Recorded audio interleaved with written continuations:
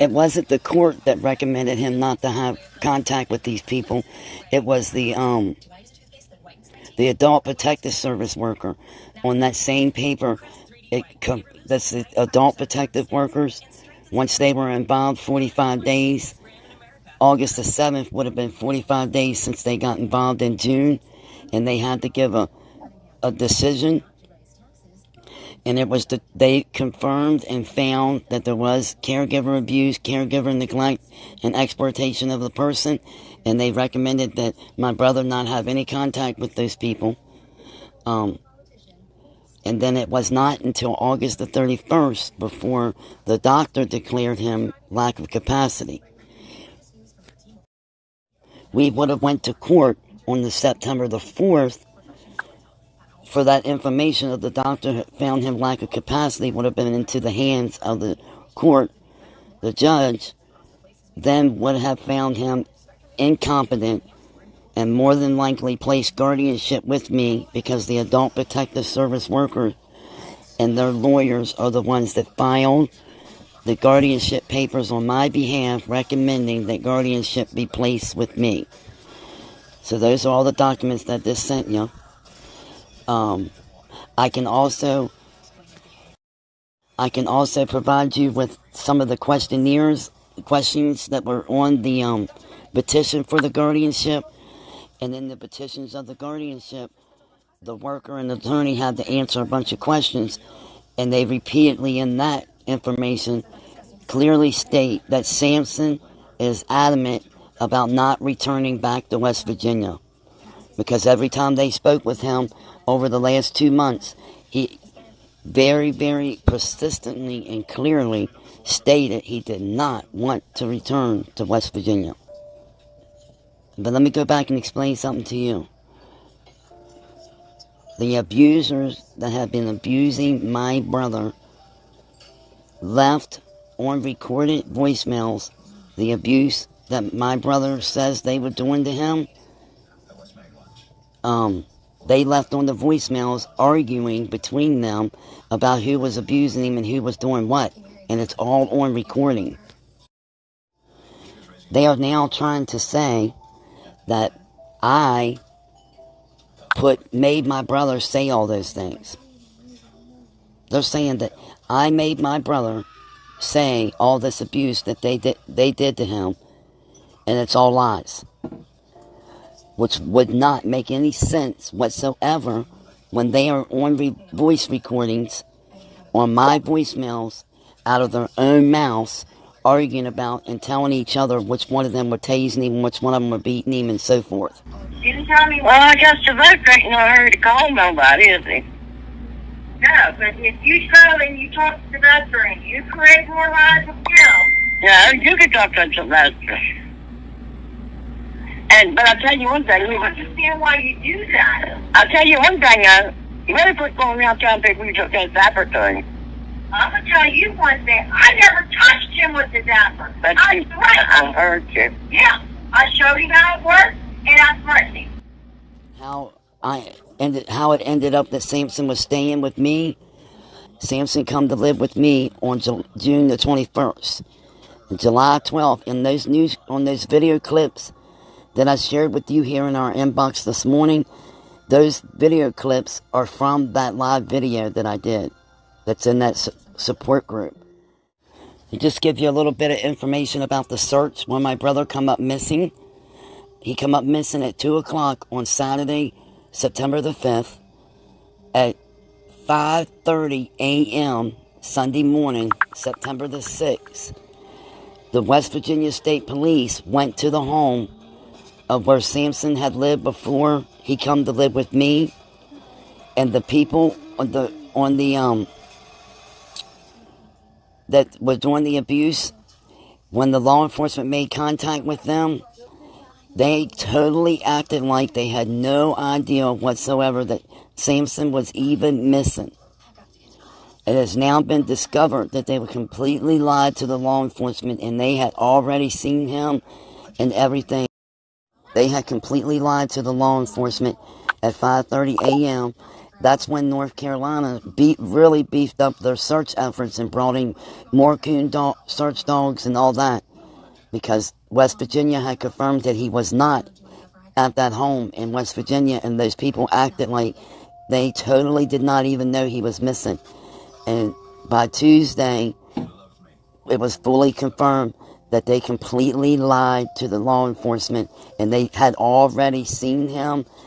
The person who took Samson from North Carolina was the son of the person who was using the taser on my brother on a regular basis. The West Virginia law enforcement and North Carolina law enforcement and North Carolina Child Protective Service, as of yesterday even, are all very concerned and have told me over and over they cannot understand why the West Virginia Department of Human Services in West Virginia is leaving my brother with the abusers and allowing my brother free, open contact with the abusers completely. They're all dragging their feet. There's no ands or ifs about it. If the North Carolina Adult Protective Service workers would have been doing their job to start with, we would have done been in court long ago. But they were dragging their feet and gave me excuse after excuse. Even had me go and lied to me several times about they had found that the guardianship, and made me make a trip to the courthouse knowing that it was not filed yet. I went 4 different times to retrieve that copy of that guardianship before it was actually in that courthouse and filed. The law enforcement, there is a lot to all of this. But West Virginia law enforcement has dragged their feet completely. North Carolina did all the special unit victims videos of my brother the first and second week of July, and immediately forward the special unit victims videos to the police in West Virginia the second week of July, and they have yet to this day charged or got charges on anyone. West Virginia State Police has had those voicemails within a week from the time the voicemails got left on my voicemail box. They have had the special unit victims. They've had the Adult Protective Service workers send them their written report and their findings and their beliefs of the abuse. And they have had all of this information since the second week of July, and they have not yet to get a charge on none of them for any and all of the abuse. Nobody has been charged, and they have a mountain of proof and evidence of it all, including this last weekend additional charges of them lying to law enforcement. Them lying to law enforcement and confirming that they did, in fact, know that Samson was missing. And we did a 22-hour manhunt, and I'm telling you, it was extensive. We had a command center up. We had a base center where myself and the people I called in to help me and the community members had to stay up for when the coon dogs was out. The helicopters was out with me and the law enforcement all night long looking in the woods. It was big. And for them to, up there in West Virginia, to stand, it could have all ended at 5:30 a.m. when the West Virginia police went to their residence, and they could have told them straight up, yes, he is back here in West Virginia with us. But they didn't. They lied. And it continued on until 11 a.m. And they continued on from after the 5:30 a.m. lies. It continued on until 11 a.m. the search, and calling out all these extra law enforcement, even calling them from other counties. I mean, it was big. And then it was discovered it was all lies. Someone here in the community that happened to get up that Sunday morning and seen all the commotion, and then that person was able to provide in detail exactly what they seen happen on Saturday at around, well, it started at 10:30 that morning, but they actually took him at 2. But Was that couple that broke the case, and we was able to figure it out and discover that he was indeed, in fact, abducted and taken away from here in a vehicle. And then law enforcement was able to ping the phone number to one of the abusers and sent West Virginia law enforcement to where that ping was and found my brother was indeed there. When the phone number of one of the abusers was pinged and law enforcement went out there to where the phone number was pinged, when law enforcement found my brother, absolutely nothing happened. They said that law enforcement said there was nothing wrong with him. He didn't have no marks or nothing on him. He was safe and he was staying where he was at because they had no court orders or nothing of any kind to be able to remove him. So they had no choice but to leave him where he was. West Virginia, because they got him in the car from right here where I live in North Carolina. They put him or got him in the car, one or the other. I believe they put him in the car because I have pictures of red marks all over him when he was taken from here. But nevertheless,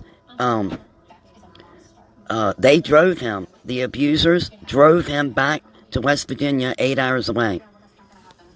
My brother rode in the back seat with the person who had been raping him, and one of the people that my brother clearly says on the video that was beating him was Dwayne, was in the front seat. So that's how he left. He left from here riding in the back seat with his abuser that had been sexually abusing him, raping him, and the front seat of full-size, oversized, large-size grown man that had been beating my brother. And that's how he got back to West Virginia. And the woman that was with them is the girlfriend of the abuser that had been beating Samson. So there was three of them that was in that vehicle and took my brother out of here and took my brother out of North Carolina, crossed the Virginia line, and into West Virginia.